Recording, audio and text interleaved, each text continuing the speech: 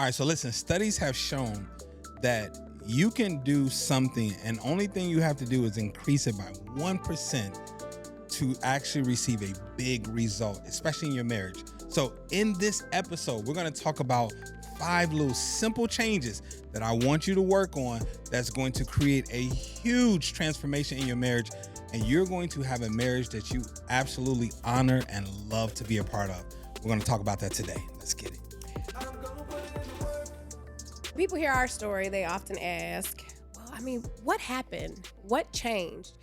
And when they ask that, I think they're looking for that one thing that happened. Maybe it was one conversation or one conference or one book that we read, right? But the truth is, it wasn't one thing. It was 100 million tiny little things.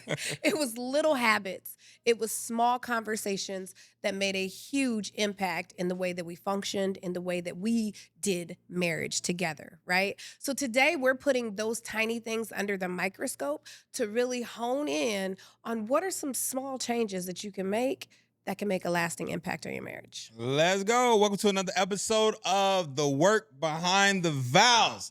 I am your host, Words Taylor, also with my wife, the beautiful, the wonderful, the magnificent. Oh, the drama. Julanda Taylor. Yes. And this is the Work Behind the Vows. Hold on. I got to say hey, babe. Hey, babe. Okay, go on. It's okay for me to tell the people what the podcast is called? Okay. This is the Work Behind the Vows, where we have real conversations about the decisions and daily choices that we make that make a lasting healing impact on marriage. That's so, good. And today is no different.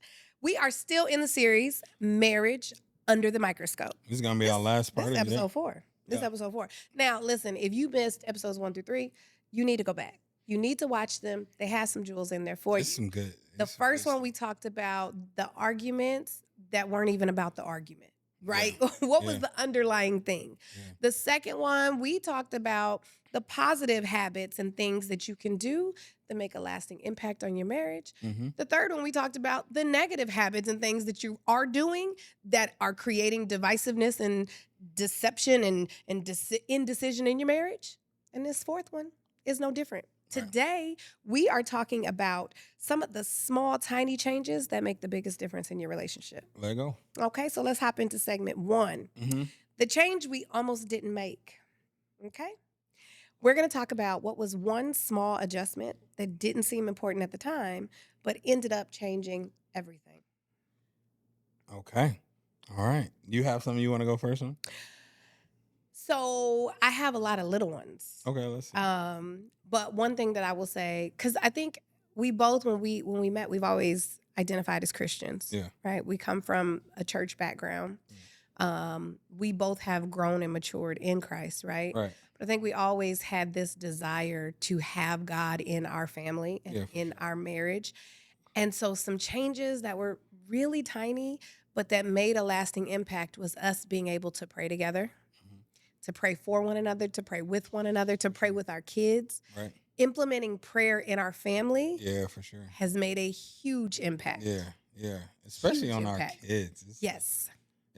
Our daughter actually, y'all, I forgot I was rage baiting her. And I actually have this on our Instagram, on my Instagram. And she stopped him and said, "That's rage bait. You're sinning." That's sin. And so I was like, show me in the Bible. And this girl went and pulled up a scripture. And I was just like, okay, baby, I'm with you. I'm with you. And just our son being able to identify, like our oldest son talks about, like, man, our job as a family is to bring people back to Christ. And I'm like, yes, son, that's our goal. So I think that's big. That's a Absolutely. Big one, for sure. Another good one is us greeting each other differently. Mm-hmm. So I'll come in the house. I don't even know where he is, right? I'm coming in the house, and from the office, I hear, "Hey, babe. What up, babe? What up, babe? Hey, babe. Hey, girl. Girl. Where you going?" And then bring that thing over here. Listen, he used to have this regular call on, Wednesdays? Mm-hmm. And Wednesdays, so I come in, the office is right by the front door. I come in the house. I am walking past the office. Hey, girl, I come back. Let me see. He wants a whole twerk session at the She's doing door. it. I'm on my call and she's doing a twerk session, and people will be like, "What are you looking at, Words?" I'm like, "Oh, no, we don't." And he's laughing and all of it. Just those little interactions For sure. make a huge change and impact, have made a huge change and an impact in our marriage and on our relationship. Yeah, I would say, I think maybe it's small or maybe it's not, but just us doing the themes for the year. I think that is, we've been doing that. So like the word of the year, the theme for the year, the scripture for the year, and all of that stuff, because that's a constant. Like this year is all about faith of a mustard seed, and it's such a constant reminder when we are at a place of fear or we have a place of doubt, and it's like, no, we got to just have faith of a mustard seed. And it's like that's what God put on us this year. This is the theme. This is what God wants our focus to be. And we use that language with our whole family. With the whole kids family involved as well. Yeah, and even our sons, when they're saying like, I don't know if I'm gonna be able to do it. Well, son, you just gotta have faith of a mustard seed that you can do. I don't know if I'm gonna be able to make this team because our daughter's gonna. Hey, baby, you just gotta have faith of a mustard seed. And I think that simple thing of us going away for 2 or 3 days every year and identifying what is our thing, what is God saying for our family, what is that, that guidance and all of that stuff, and really setting that in place, like that's a huge impact. Yeah, absolutely. Right. Yeah, for sure. Another one that I would say, and this one, we're not always as consistent as we could be, is having our weekly scheduled. Oh, yeah, for sure. Yeah. And but we always see fruit from them when we're doing them. I preface it with, we are not always as consistent as we should be, because by not being consistent, you absolutely see the fruit when you do it. Yeah. Because when we have our weekly meetings, for sure. I mean, things just flow. Everybody is on board. The family is on point. Moving. Everything is we know, good. okay, this is the trips we got coming. This is the thing. Okay. So, and then we're working out problems right then. Oh, I got a meeting. I got a call then. So can you drive? Can you take him? Can you pick him up? Oh, I'm going to do, So when we had, there was just maybe it was a couple weeks ago where literally everybody had something going on, but we had our weekly meeting and we were able to sit down and be like, okay, this is what I'm going to do. I got the call at 7 a.m. You gonna take the boys to swim lessons. I'm gonna take Zaya. I'm gonna get up early because she had to swim camp. To swim camp. I'm gonna take her, and then after my call, I'm gonna go pick her up, and then meet you. And it's like, but we worked it all out, and then it's like you gonna go to the gym and all of those things, and it's because of that weekly meeting. We were just able to like, we got it. Yeah. So. One last big thing is that morning hug. To start the day. That's what I'm saying. Get a little butt rub on that. Put my head on. It's supposed to just be a hug. Oh, yeah. There's always some extra sauce on it. I'm going to rub the thigh, leg, the butt, put my head, get a little skin, all that. She going to rub the ball head. But that puts a good start to our day. It's a great start. Absolutely. And let me tell you this. If you just had an intense fellowship the night before, or even if you had an intense fellowship that morning, you give that hug that morning, it completely changes everything. I have given a hug, like, I don't even want to hug him right now. But I go to hug him, and then afterwards I'm like, all right, I kind of like him. Right. That little 20, 30 seconds. He's all right. It's just, all right, the connection is still there. And this is why, y'all, this is why you take these little things away and you think they're just small things. But when y'all have heard me say this on a thing before, love is indeed an action. You ain't just fall out of love. Yeah. You stop doing the actions that made the person feel special. It was an action that caused this feeling. So you take the action away, and now it's like, I don't have that feeling anymore. I don't feel like I'm loved. And it's like, because the love, which is the action, was taken. So now the feeling is going with it. Yeah. And it's like, those little things, you're going to feel those things when they're gone. That's You're gonna feel good. that. That's good. So I guess I kind of lied. I said that was the last one. There is one more. And that one is, so I preface it with, as entrepreneurs, it's hard to get time together. Right, for sure. Our schedules rarely align to where we got 20, 30 minutes, an hour to just chill and be, other than unless we scheduled it in like date night or a meeting or something like that, right?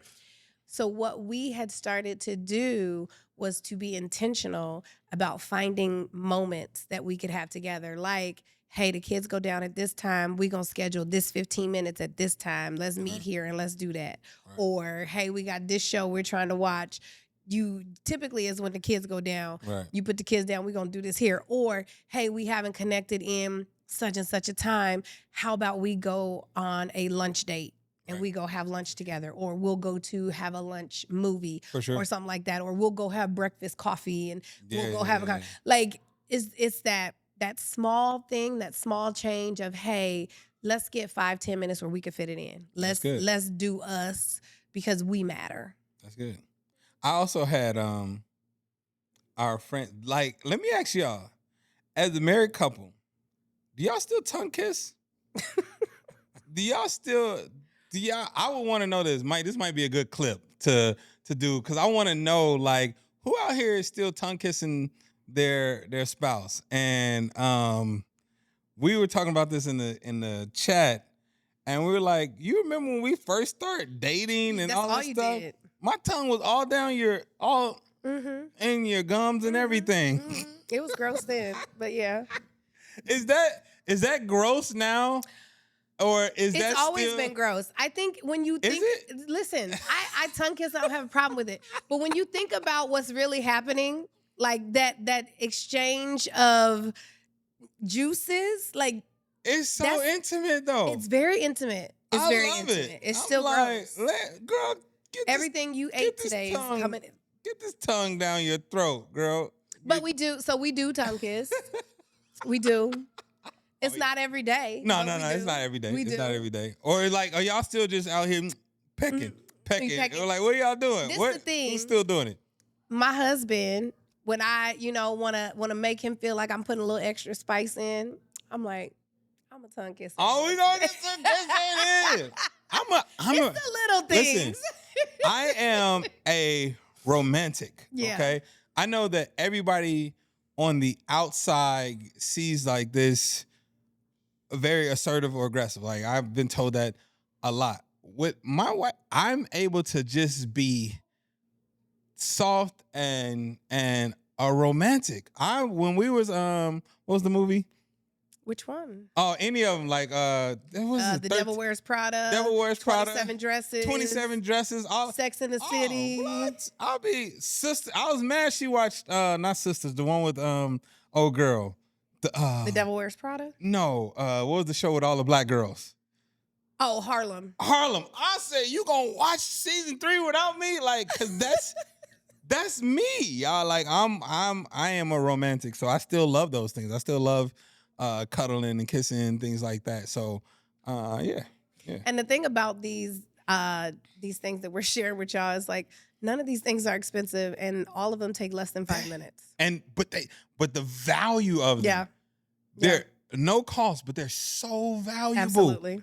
And if you take them away, you're going to feel like, you've lost value. Absolutely. So, that's good. So let's jump into the next segment. Let's talk about the 5 tiny changes that made a huge difference in our marriage. Let's talk about it, y'all. And some of these we may have hit on before, but we didn't, what's it called? Idolize them, or I address them as being the thing that made a change, right? Sure. Number 1, assuming the best before assuming the worst. Yeah, for sure. When I tell y'all, that made a huge impact in even how we can interact. Like we talked about in previous episodes, like that in assuming that you were always trying to undermine me or trying to harm me or trying to make it where you appear better than me, it created resentment. Or smarter or whatever, yeah. It created contempt. It created this crater in the middle of our relationship that we could never bridge. For sure. because I'm honestly like, I'm gonna put me out there. I am not the most trusting person, period. Mhm. I trust, we're human and humans are flawed, okay? 100%. Mhm. And so because of that, it is very hard to gain my trust. It is very hard to keep my trust. So with that, I came into this marriage with that guard up, Mhm. 100%. I trust you, but only so much, only as far as I could throw you, right? And that created this brokenness in our connection, to where he's sitting there like, what is your problem, and why don't you trust me to do these things for you? And I'm looking at him through the eyes of every other relationship and every other Sure. male that has been in my life, and saying, you are going to fail me just like them. For sure. And so I had to make the intentional choice to separate you from the others Right. who I had been with. And then I had to make the intentional choice to say, okay, so that could be that negative thought that pops up immediately. That's a thought. That could be like, maybe he is intentionally trying to make me look stupid. Right. Or, Or because that's the thing, the key and the importance is creating that or maybe he truly believes what he is saying. Yeah. Like that thing that he's saying, Yeah. let's take it at face value. That what he is saying, that is his perception, that is his truth. yeah, it's okay. And it's okay. For sure. Like let's Because choose to believe the best until we find out. And that you it's can different. also reference my behavior or my conversation. What is one of the biggest things I've always said that I'm attracted to? My brain. The way you think, your brain, the way you Mhm. learn. It's like, yo, that thing is, I love it. You Yeah. know? So, yeah. Yep. Okay, so number 2. You cute, by the way. I'm looking at you right now, and I'm like, girl. Y'all, okay. Am I doing this for the camera? No, quick side note. Do I do this often? He said the other day, the question came up like, if I seen you today, so we weren't together and I seen you today, would I still pursue you? Well, the question is like, yeah, for both of us, For if both you of us. if you seen your spouse today, Would you still would you pursue still them? pursue them or something like that? And he said, babe, what you think I say? And I said, yes. He's like, what you mean, yes? You don't I said, know. because I still look the same. You still I got got the same eyes, the same freckle, the same smile. I got the same personality. Like, I'm all the same. My body a little bit more voluptuous, okay? right. But everything else is the same. If That's what you want. And I said, if I walk past your butt and I seen those eyes and them freckles and them lips, I'm definitely about facing. I'm doing her. a about face. I am her. I'm still her. I'm definitely gonna spend. Oh, hold on. Hey. What's your name is? Come on. What we talking about? So. And I said very similar. Oh, for sure. Yeah, For sure. you know, because. But you wouldn't have had a choice though. What? We're going off of right now? And I met you? Oh yeah, it's done. It's over. What it was over. It was over then. But today? Back then they didn't want me. Right, that's what I said. Back then, we going off of them. I was just dreaming. I mean, I'll still be dreaming now, but now they don't even know you were just rapping. Oh, babe, let's just move on. You was rapping. But we're talking about now. We're talking about now with my faithfulness to God, business wise, the maturity, all of that stuff, like the beard, all of that. We adding all of that? Oh, yeah. We're going to move on to the next thing. So, big change number 2. Big change number 2, okay? Right. Stop trying to win. Start trying to understand. That's good. You cannot and you should not be winning in your arguments. That means somebody has to lose. Exactly. And if I'm always the one losing, then... And even if I ain't always the one losing, you should never have the intention to want to make your spouse lose. You speak to the women. I mean, we can speak to both, but I'm just saying, fellas, as I said I don't know if it was the last episode or one before, it doesn't serve you. Yeah. It's not, or ladies as well, it doesn't serve you for your spouse to always feel like they lose in the conversation against you. That's why you got to take out of the conversation winning or losing.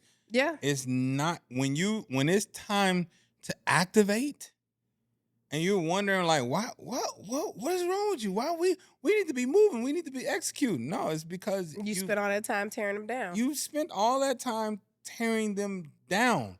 Yep. And now you want my opinion. I don't have an opinion. Yep. My opinion is a losing opinion. I'm gonna just keep it to myself and stop talking to you. Yeah. A big thing that we implemented in our marriage is just this conversation of being on the same team. Yeah. And so we kept talking about, we're on the same team. It's us against the world. Like, I want you to win. No. I have to tell our kids that. So sometimes I can be very critical with our kids, and I'm constantly correcting certain things. But I'm saying to them, hey, in our home, this is training ground. Yeah. You want me to correct it here. Yeah. Because then you go out there and then now you feeling away. Because my daughter said a word wrong and all that stuff. And so she was a little embarrassed while speaking because the girl brought it out. She said the word wrong. And I said, baby, that's what I'm saying. You don't want that out there. You want that in here. So I'm on your team. Right. When I'm saying these things, it's correcting behavior. So when you leave my home, you understand the standard. That's and good. you surpass the standard. That's good. Yeah. That's good. Yeah. Number 3, we've hit on a little bit, I think, in this episode, and probably all 3, is greeting each other intentionally. Yeah, for sure. Whether it's that 5-minute hug as soon as y'all wake up and you start your day. Whether it's the check-in. What have I started doing, back when I wake up? Oh, okay. It's like my 5-minute cuddle. Yeah. So yeah. Okay. At first, I thought it was like a one-off. Like I thought, he probably wants something. That's why he over here. But then I noticed that it started to happen consistently in the mornings. And I was like, and so now, even though I think this is probably the first time that I've talked about it out loud, Okay.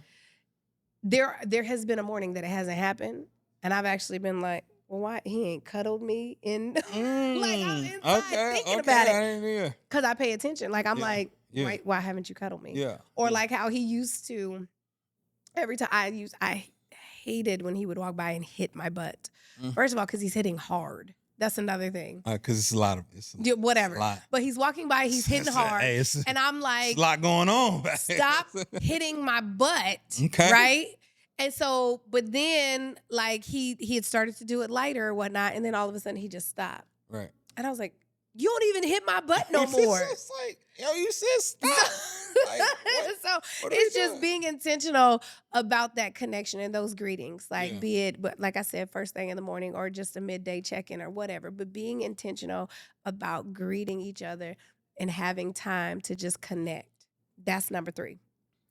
You have anything else you want to say about number 3? No. Okay. Number 4, saying thank you more often. We talked about in previous episodes. If you don't say thank you for it, it becomes habit. It's supposed to happen. It just falls into the invisible of your life, what we call the whirlwind of your life, right? And that should never be a thing. That simple thank you can make the most smallest task feel amazing. Right, for sure. And feel like it can make a person feel valued and like they want to do that more often for you. And this is about recognizing. Yeah. Like I'm just I recognize that you took effort. Yep. To do this. I recognize that you, especially if I know this is something that you wouldn't normally do, but you specifically did it for me. It's like, just that time to say thank you. There's been times where wifey has cooked a meal and she's like, I burnt this, I did this, and all of that stuff, and I'm still like, thank you. And I'm gonna eat it. It's like you took the effort and the time, like, hey, we work it out. It is what it is. Or if we gonna if it's too far gone, I'm not letting him eat. Right, yeah. She may be like, eat that. It was some stuff happened. Like we moving on. Cool. But I'm still, I appreciate it though. Like, there's value in the effort.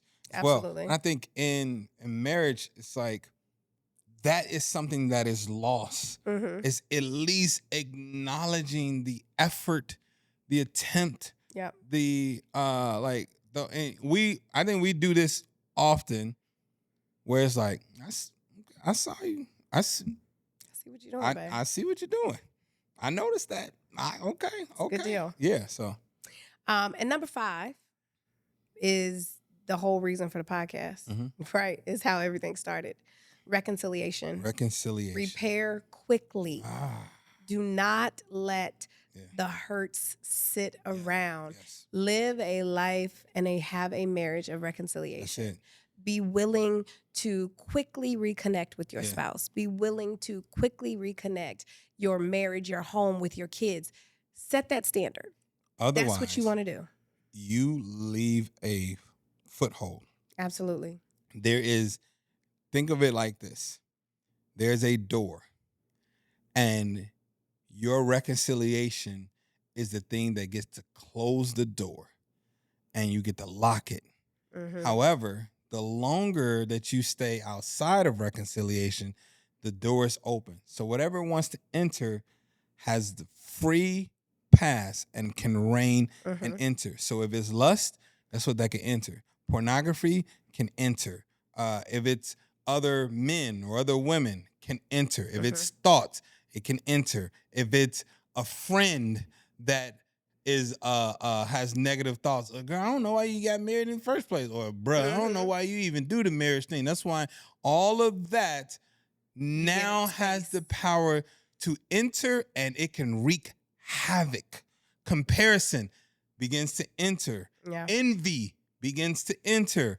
Regret, resentment, all of that, because when you are in a place of when you're not reconciled, the door stays open. Whatever wants your marriage, whatever wants to separate you all, you've given free reign to do it. Yeah. So what reconciliation does, it closes the door to all of that. Yep. And it allows God to work, all right? It allows you to stay in a place of, what did I do? What did I miss? Or how do God, show me, how do we repair these things? This is why reconciliation is the foundation of our marriage and for this podcast. It's teaching you all how to reconcile your marriage and reconcile that marriage back to Christ. That's good. So let's run that back. The 5 tiny changes that made a huge difference. Change number 1, assume the best before assuming the worst. Change number 2, stop trying to win, start trying to understand. Change number 3, greet each other intentionally. Change number 4, say thank you more often. And change number 5, reconcile quickly. Yes. Repair quickly. Man. That's it. A bonus one. Okay. No. Okay, so we're going to go to commercial break. Hold on. Right now. Let me get my bonus. Let me tell you how the Holy Spirit just downloaded in my head what was happening. I knew. So we're going to go to commercial. We'll be back. Okay, so listen. All right, so first of all, shout out to you for going ahead and making the decision to reconcile your marriage with one another and reconcile it back to God, all right? I'm telling you right now, the information, the curriculum that you all are getting access to right now is a game changer for your marriage. It's going to take you step by step. But I want to do something right now, okay? You have full access for free. And you don't have to take me up on this offer right now, but you've unlocked something. I would love for you all to be able to do Q&A with me and wifey. I would love for you all to be able to get on calls with us. I would love for you to have behind the scenes of our marriage and behind the scenes of our family and what we're doing, and trips and different conversations, different workbooks that goes with the episodes that we do for our podcast. I want access to you, chat, a community of vow keepers that are constantly working on their marriage, that are going through some of the same things you're going through. So with that being said, I would love to invite you all to our Patreon. You can click the link below and see the options and pick the level that is right for you. All right. We would love to see you all in there. Very interactive. I want to be able to interact with you more.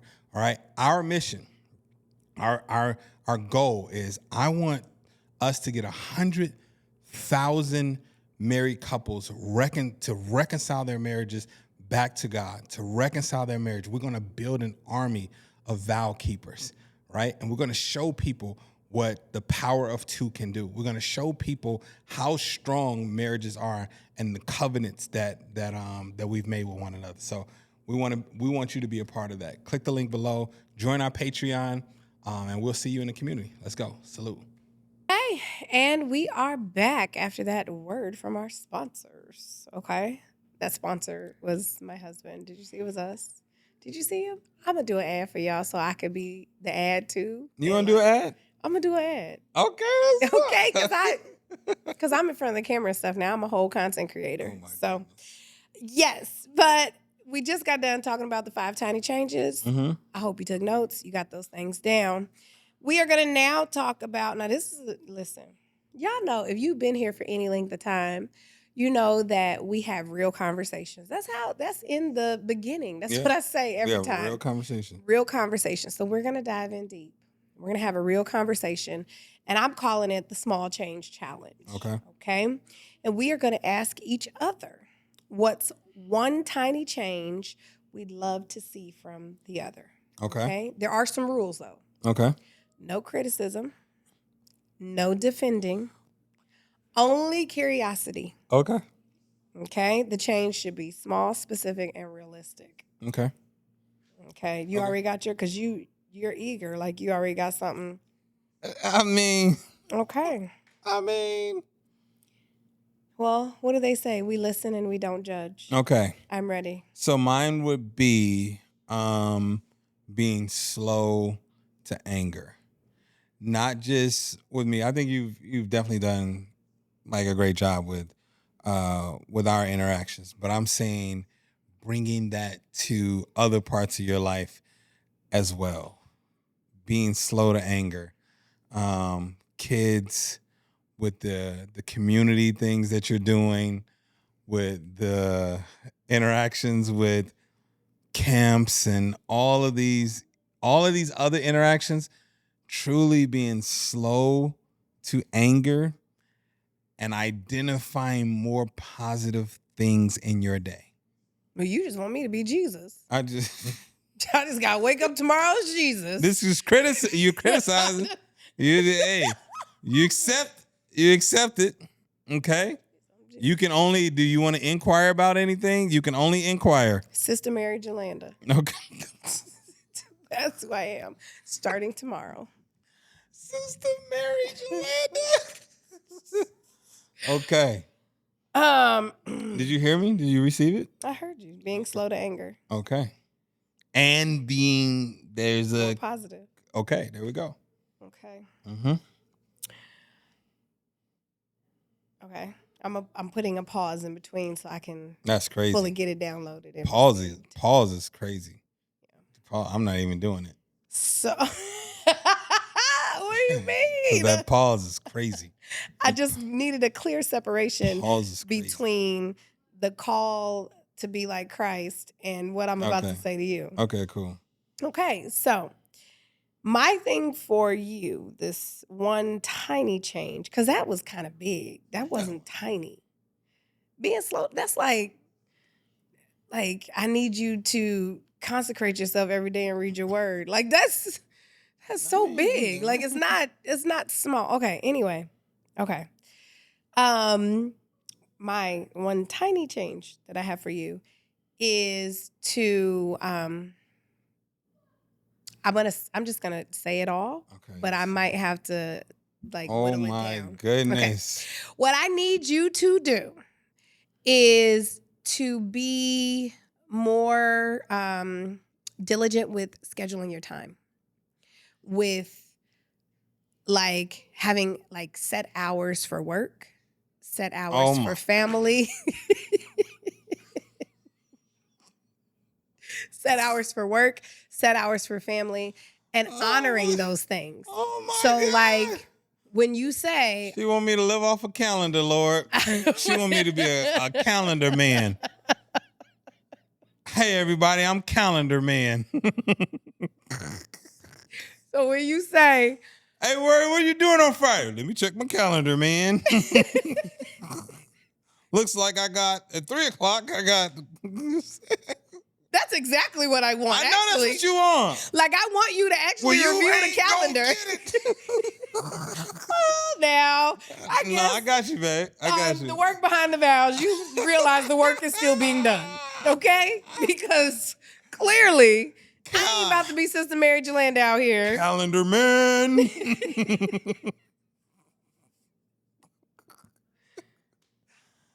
You gonna let me finish? Do you want me to color code too? Are you I'm gonna let me inquiring. You said I Let could me inquire. finish. You ain't letting me All right, finish. go ahead. Be intentional about your time. Set actual work hours. Even if it's just, it doesn't. So this is another thing, because the way that your work is set up, stuff may come in the morning. Stuff may come at night. That's fine. Communicate that at the time that download comes to you. Communicate that to me, and not 12 to 24 hours before the change needs to happen.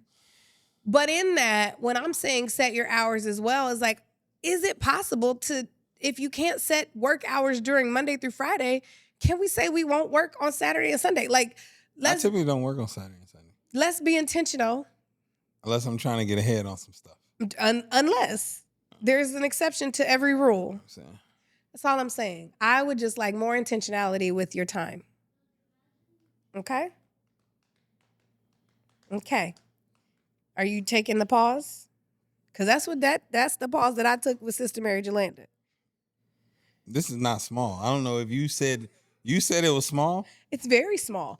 Isn't it small to be intentional with your time? To say, like, you know what, I'm going to get off my phone at a certain amount of time every day so I can tap in with my family. Okay, this is the difference. Hold on. But that's another thing. That's why just when I said that, I'm going to get off my phone so I can tap in with my family, because what also happens is when you do actually get around time to pulling out from work, then you tap in with your friends doing your online gaming. No, I'll tap into whatever. Like, my guy is an online gamer. He's online Monopoly. You're Monopoly. a Monopoly player. Don't talk about a gamer. Like, I'm sitting there. He's by an him. online gamer. My daughter thinks she actually knows his Monopoly friends and their friends. She does know them. So we do the Monopoly as like a decompressor. I agree. I know. So, and then like I came home after speaking 2 days, all of that. My daughter is like, all right, when you get home, we're going to watch this movie. Bet. Absolutely. So I know as soon as I walk in the door, I need to be prepared to watch a movie. Or as soon as I get done, like, and they hold me to it. Yes. Hey, Daddy, you going to play this game with us? I got you. I got this call. Let me get on the call. As soon as the call is done, 2.5 hour call, I'm digging. Yeah. And all that stuff. I'm sweating, all that, and I'm sitting down and I'm playing the game with my kids. Yeah. Losing and everything. I'm playing the game with my kids. Okay? So. But what I'm saying is in being intentional with your time, then there isn't that stress or even that pressure to do those things, because, well, we already know, well, on Wednesday, I'm done working at 5:00. Right. So every Wednesday from 5:30 until 7, y'all know y'all got me and we doing all the things. You know what I'm saying? Like, no, it's just being more intentional with your time and actually setting those boundaries and sticking to them. No, I can do that. I mean, my only caveat is during launch season, that may be. And that's why I said just communicate it when it's downloaded to you and not, 12 to 24 hours before it's due. I'm with it, though. Okay. Okay. You got yours? No? That's the small change challenge. You got yours? Slow to anger and be positive. That's 2. That's not. No, they're both the same thing. There's an and. No, because I'm replacing it. So the anger, you're replacing it with positivity. Okay? Y'all tell me in the comments, is that 1 or 2? It's one thing. Slow to anger and more But positive. I'm trying to tell you what to replace it with. So somebody help him represent it in the comments so it could be 1. No, I said what I want to say. Okay. Okay, let's go. So this is a good space. We're going to take a break because we just took a break. We did, but it gets a little intense. Okay. Gets a little intense sometimes over here, you know? Okay. We're going to break off and we'll be back. All right. Wait a minute. Listen, I had a plan because I'm a launch strategist. I had a plan to fully sell this to you. I wanted to sell it to our viewers, and God said something different. God said, listen, I want this territory. I want you to reconcile married couples back to me. And you're going to give this away. All of this curriculum, I've paid thousands of dollars and invested into making sure this could get in your hands. And God said, you're going to do it for free. So that's what I'm doing. You have access to all of our curriculum on how to reset your marriage and do the work behind the vows. You can get that available to you absolutely free right now. Only thing you have to do is click on the link down below that says access the work behind the vows. Okay? The work behind the vows, and you have full access to the curriculum. All right? I look forward to seeing you in there. And we're back. Okay. Now that we've both had time to cool off. Okay. I was and recenter ourselves.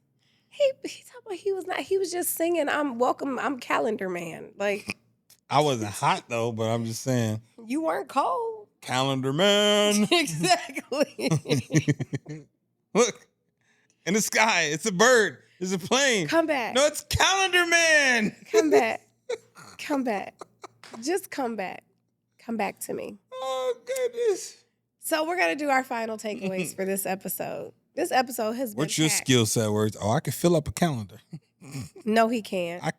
He can't. That's your skill set. That's what you want. He can fill up a day, but not one of them things is on the calendar. Not one. Okay. Not one. Anyway, okay. So final takeaways. Mm-hmm.